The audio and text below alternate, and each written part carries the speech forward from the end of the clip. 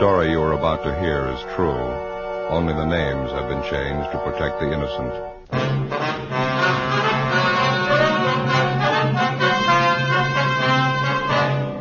You're a detective sergeant. You're assigned a robbery detail. A man is pulled from his car on a deserted street.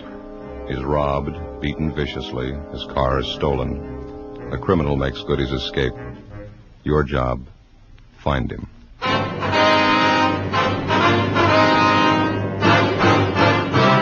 Dragnet, the documented drama of an actual crime. For the next 30 minutes, in cooperation with the Los Angeles Police Department, you will travel step by step on the side of the law through an actual case transcribed from official police files. From beginning to end, from crime to punishment, Dragnet is the story of your police force in action. It was Monday, July 9th. It was warm in Los Angeles. We were working the day watch out of robbery detail. My partner's Ben Romero. The boss is Thad Brown, chief of detectives. My name's Friday. It was 9:55 a.m. when we got to the Stacy Hollywood department store. Personnel department.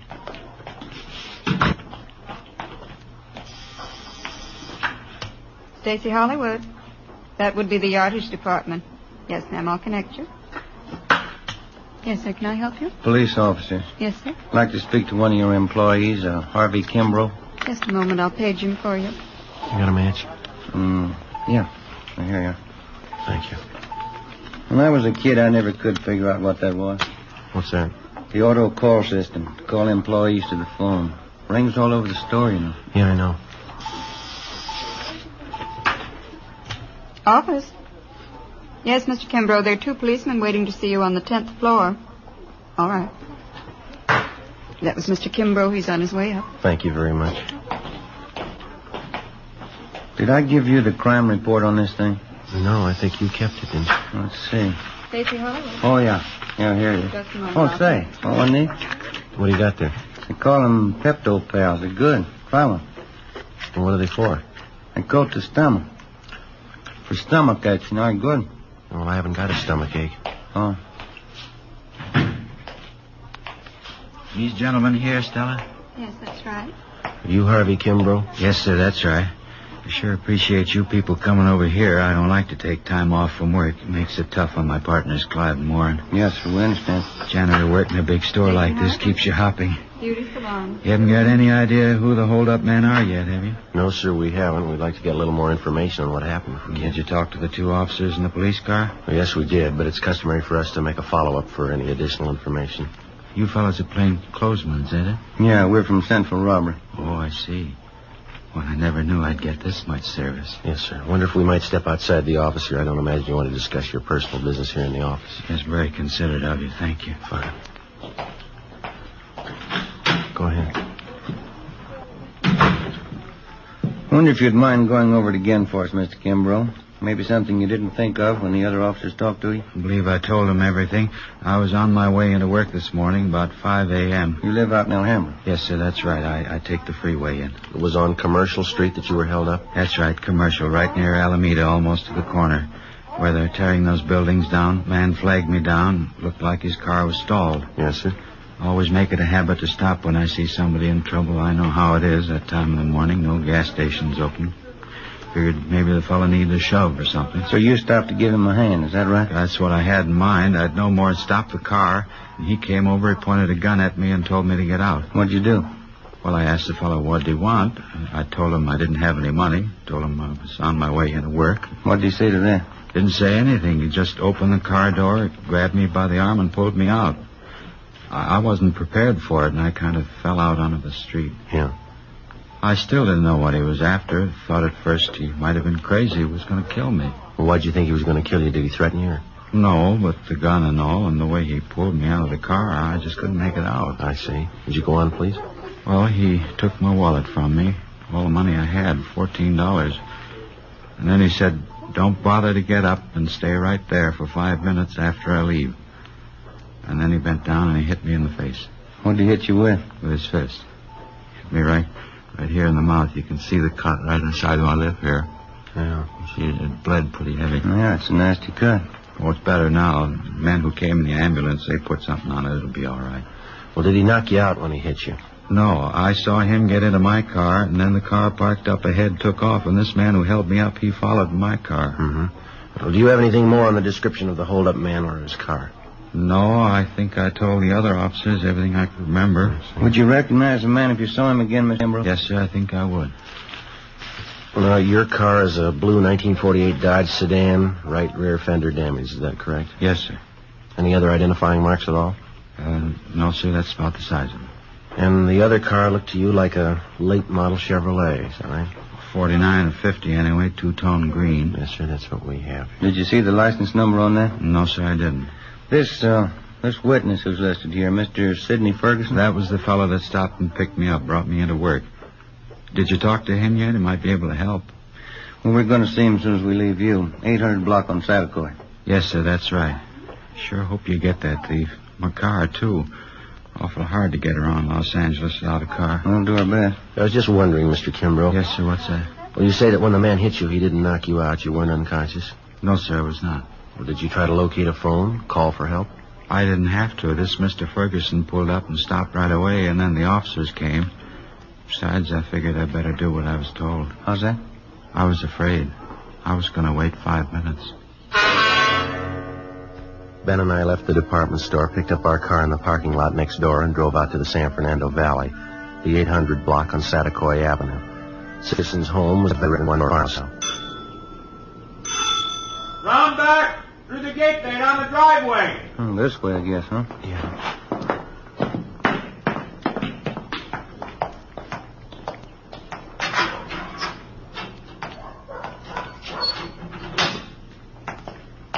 Hi there. This is the Ferguson house. Yes, sir. We're looking for Sidney Ferguson. Surely, I'm Sidney Ferguson. Police officers, Mr. Ferguson. About that holdup this morning out on Commercial Street. Yes, sir, that's right. This is Sergeant Romero. My name's Friday. Happy to know you. Excuse my wet hand. Been cleaning out my tanks. Yes, sir. You fellas work out at City Hall? Yes, we do. Wouldn't happen to know a John O'Grady down there. Narcotics Division? Went to Highland. No, I don't believe I know him. Ben? O'Grady? Yeah. Tall fella, kind of blonde, wavy hair? Yeah, that's right. Good-looking fellow. Yeah, I think I've seen him around. Good friend of mine. Wasn't that a shame this morning, that Kimbrough guy? Yeah, it was a rough one. The reason we came out to see is that we thought that maybe you could give us some additional information on it. Glad to give you all the help I can. I'd like to see you get that holdup, man. Mind giving us a rundown on what happened this morning? Not at all. It's around 5 o'clock this morning. I'm not usually up that time in the morning, but I was on my way back from Monterey Park. Generally try to make it down there at least once or twice a month. Go down to see Jack Robinson, an Aquarius friend I have down there. We swap fish. Yes, sir. I was on my way back, coming down Commercial Street, when I saw this man sitting on the side of the curb. Looked like he was hurt to me. I see. Wouldn't have noticed it, probably. It was pretty dark, but those two cars pulled out, one right after the other. Seemed to be in a big hurry. You pulled up to give Kimbrough a hand? Yes, I did. Of course, when I got close enough, I could see the guy had been kicked in the teeth. Bleeding pretty bad. Offered to take him to the hospital, but he said he didn't want to be late for work. Mm-hmm. After the officers came and talked to him and the ambulance men treated him, I drove him up to Stacy's Hollywood, dropped him off there. That's where he works, you know. Yeah. Well, the report says here that you got the license number of the getaway car, but you couldn't find the paper that you'd written it on when the officers interviewed you, then? Yes, I did, and that doesn't beat them all. What's that? Well, I had the piece of paper a few minutes before the officers got there. Guess I was more rattled than the Kimbrough fella. When I got home here this morning, there was a slip of paper right on the floor of my car. A little bit of a break, isn't it? Yes, sir, it is. I wonder if we could have it. You bet you can. Want to step inside? Fine, thank you. Don't mind the fish, officers. It's my hobby, tropical fish. Sure got a lot of them. Yeah. Let's see. Now, where did I put that piece of paper? I really wrote it down, believe me. I just misplaced it someplace here. I'm trying to get rid of some of the algae off the glass of the tanks. Joe, look at these. You ever seen anything prettier in your life? Yeah. Those are what they call clownfish, saltwater fish. Mm-hmm. Do you keep all tropical fish in salt water? Oh, no. Most of them are freshwater. That is, ones that breed good in captivity. Where do you get all these fish? You catch them? Oh, no. A place called Aquarium Stock Company out on Beverly. Uh-huh. Look there, Joe. Down the corner. See him over there? Yeah. That's a seahorse, Joe. Yeah, that's right. They're also kept in salt water. Sure is interesting, huh, Joe? Yeah. How'd you fellas really like to see something you haven't seen before? What's that? Look in this tank here. Hoplochromos multicolor. That's a scientific name, commonly known as the Egyptian mouth breeder. Is that a fact? It's a little female there. She's one of the most sacrificing mothers in aquarium history. One of the strangest, too. How's that? Well, she lays her eggs in a small depression in the sand down there at the bottom of the tank. How many eggs would that be? Usually 80 to 90. Now, here's the strange part. As the eggs are fertilized, she scoops them up in her mouth. She eats them? Oh, no. They remain in her mouth while they hatch. Well, how long does that take? Over 14 days. Well, how does she eat? That's just it. She doesn't. She doesn't touch food in any form for this 2-week period. Seems to just waste away. What happens then? Finally, the eggs hatch after 14 days, and the little fry comes swimming out of the mother's mouth. Yeah. And while the fry are growing up, first, you can hardly see them. They're so tiny. While they're growing up, if anything frightens them, quick as a flash, they're back in the mother's mouth.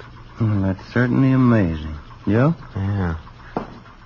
Optochromis multicolor, commonly known as the Egyptian mouth breeder. That as big as they ever get? Yes, sir. 1 inch to 1.5 inches. It's hard to believe. The bedders are almost as strange. The male builds a bubble nest on the surface of the water. That's these in this tank. Oh, here's that paper. The one I wrote the license number on. Oh, that's fine. I wonder if I could see that, please. Here you are. Thank you. You pretty sure of this number, Mr. Ferguson? Yes, I am. I got a good look at it. Well, thank you much, sir. Yeah, thank you. Not at all. Wish you could come over and spend a little time. You seem kind of interested in tropical fish. Yeah, well, maybe I'll do that sometime. Bye. Bye. Sir. Thanks very much. That's a good break if this license number checks out, huh? Yeah. That Ferguson's a nice fella. Yeah. Say, Sergeant Romero. Yes, sir? You almost forgot. I meant to ask you. What's that? About 5 weeks from now. Yeah? How'd you like a nice pair of baby Egyptian mouth breeders?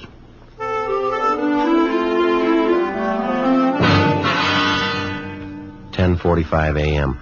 Ben and I got in the car and headed back toward town.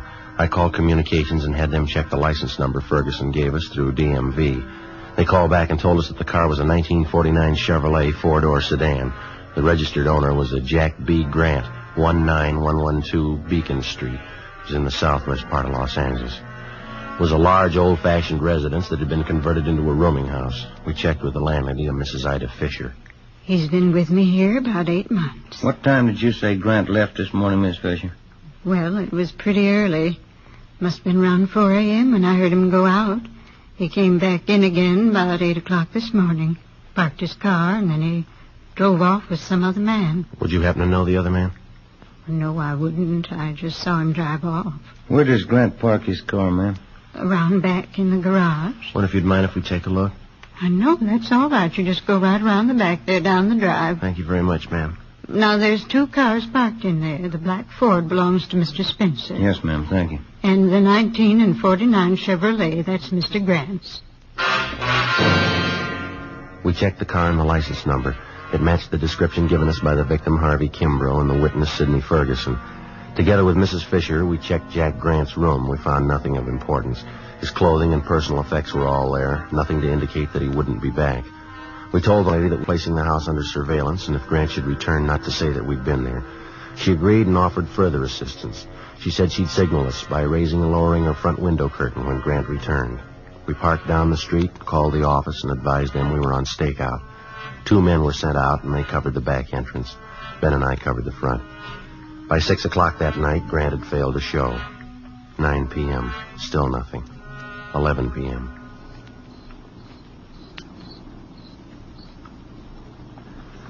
What time did they say that relief team was coming out? Around 11 sometime. Chandler and Ricketts, huh? Yeah, I guess so. Oh, I sure am stiff. Feels like needles all over my body. Been about 12 hours, hasn't it? Yeah.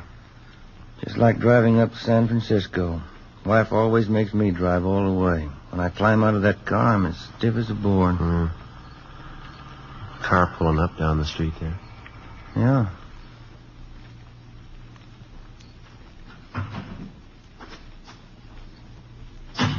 Mm-hmm. That's Ricketts.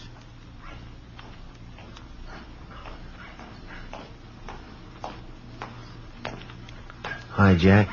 Friday? Who's that you got with you? Same guy that bought you your lunch yesterday. Stop bragging. That's the house right up there. Yeah, that's right, the green and white one there. No sign of them at all, huh? No, nothing. Well, you guys want to take off? Yeah, I guess you can make out Ricketts. You got Chandler with you. I feel sorry for you, Friday, drawing this guy for a partner. Well, after 7 years, he kind of grows on you. I'd like to check out the landlady before we take off.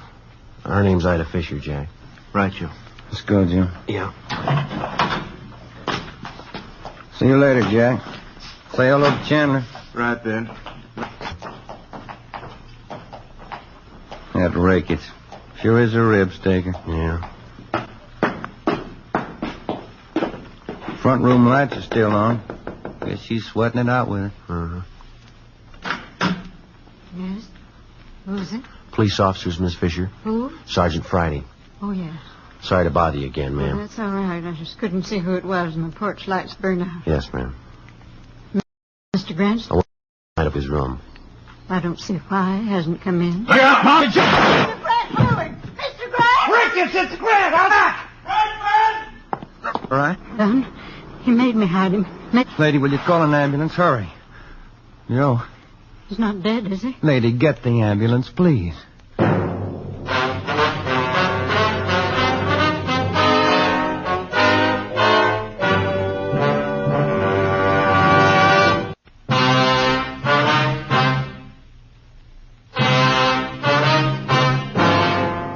Monday, July 9th, 11:28 p.m.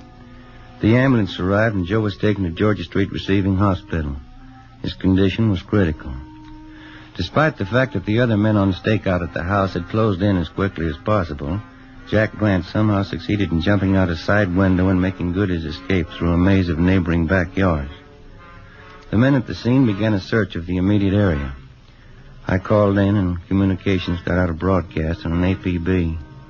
A special detail of men and cruiser cars was rushed to the scene and a blockade thrown up around the area. I stayed on and worked with Ricketts and Chandler. Under questioning, the landlady, Mrs. Fisher, broke down and admitted that Grant had given her $10 to keep his presence in the house a secret. He told us that when we had searched the suspect's room earlier, he had hidden in the cellar. She was taken into custody. 1:30 a.m. I got a relief and I went downtown to the Georgia Street Receiving Hospital. P&F ward. We removed one slug from the upper thoracic region, another one from his right shoulder. Looked like they could have been .38 caliber. They've been marked for evidence. How's he doing? As well as can be expected. What does that mean? It's hard to tell. Depends on how it goes the next 4 hours. Can I go see him? No, we're not admitting anyone in there. Under sedatives, lost quite a lot of blood. It's pretty weak. You need anybody for transfusions? No, it's all taken care of. His relatives been notified? Yes, sir. Just his mother. She's visiting relatives up in Renton, Washington. I sent them a wire. They'll break the news to her. Yeah, that's about all we can do for now. Oh, I wonder if I couldn't sneak in and leave this carton of cigarettes for him. I'm afraid it's going to be some time before Sergeant Friday can use them. Just leave them. I'll have the nurse take care of it. All right, Doctor. Thank you. Is there anything I can get for him? Anything he needs? No. We're doing everything we can for him. You don't think I could just look in for a minute? No, I'm sorry. Must be something I can do. You got a good prayer handy?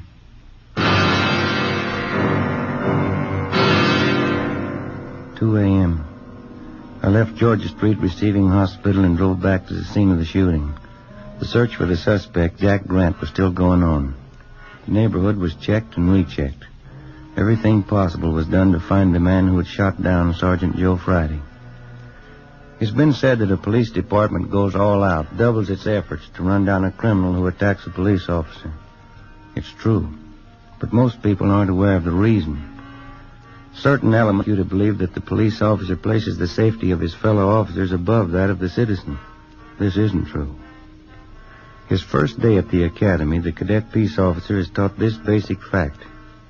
If a criminal would shoot down the armed police officer, he wouldn't hesitate to shoot down the unarmed citizen. 3 a.m. I finally located Lieutenant Jack Ricketts at the corner of Coronado and Beacon Street, 7 blocks from the scene of the shooting. How is he? Not too good. Depends on the next 4 hours. What are his chances? I didn't ask. Well, we're not getting any place here. Nothing at all? Nothing.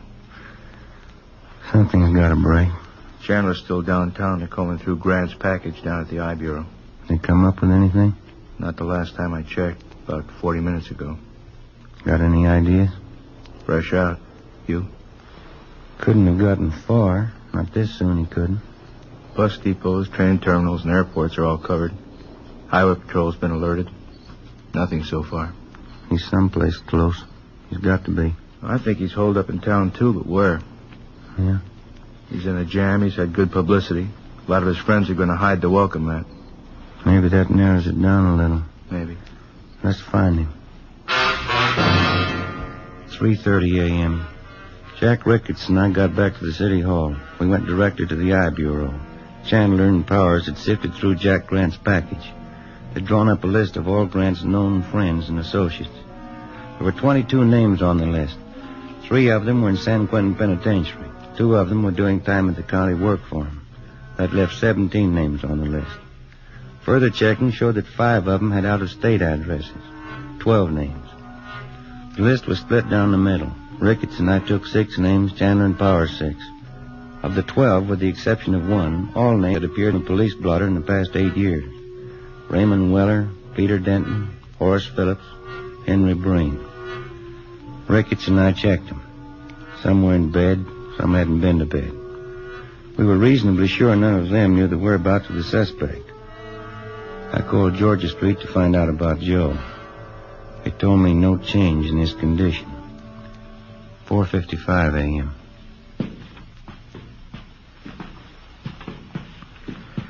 After this one, we get a quick bite to eat, huh? You don't look so good. I'm not hungry. What's this one's name? Anthony Baxter, room 23. This is it.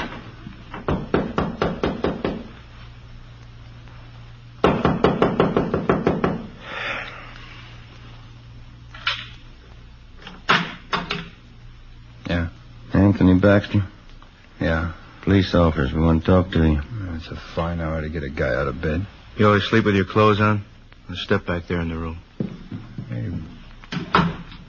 What's going on? You a friend of Jack Grant's? Why? You know Jack Grant? Why? Jack Grant's a friend of yours? I'm not going to tell you anything till I know why. You want to talk here or downtown? I got a right to know what it's all about. Get your hat and coat. You just want to know if I know Jackie Grant, is that all? You want to get that coat and hat? I know Grant. Where is he? I don't want to get mixed up in anything. You're mixed up in it already. You know him. You know, that's the trouble with you guys. Guy tries to walk the straight and narrow, and you guys come around and try and push him into a corner. Where's Grant? Look, I've been in jail, and I did my time. You haven't got anything on me. Baxter, let's get this straight. We're not after you. We're after Grant. We didn't come here to push you around. We don't want you to push us around. And where is he? I'm going to tell you something. I don't like being talked to this way, and I'm not going to stand for it. I got certain rights, and I'm going to stand on them. No, you listen to me. A friend of mine's lying in the hospital because of your pal Jack Grant. He put 2 bullets in him. Now I'm tired, and I'm out of his work. Where is he? All right, Ben, it's all right. It's the last time around, Baxter. Tell us where Grant is or we go downtown. Come on, quick. Hotel Filbert, room 605. 5:27 a.m. We located the Filbert Hotel on North Crocker Street. On the way over, we called in and told them what we'd found. Chandler and Powers met us outside the hotel. They took up their position. Ricketts and I checked with the desk clerk and confirmed that the suspect was in room 605. He was registered under an alias. We took the elevator to the 6th floor. Room 605 is directly across from the elevator.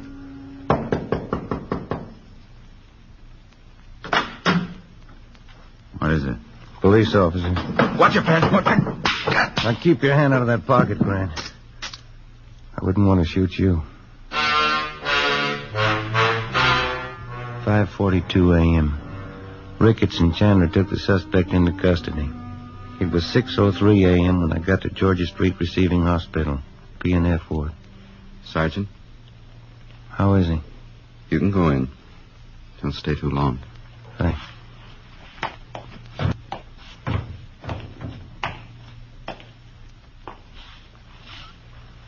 Hi, Joe. Hi. You look tired. How you feeling? Oh, I'll do. How'd it go? We got Grant. You look tired.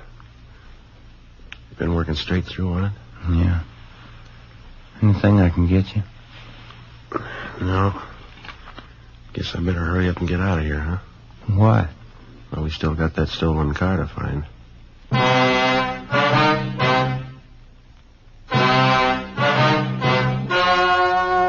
Story you just heard was true.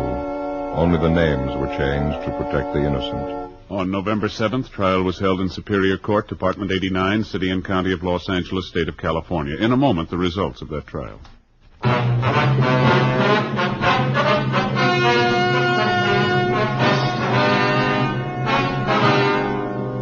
Jack Grant was tried and convicted on one count of assault to commit murder. He and his accomplice were convicted on several counts of first-degree robbery.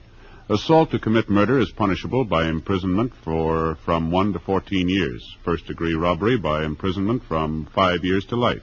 The landlady, Ida Fisher, was placed on probation.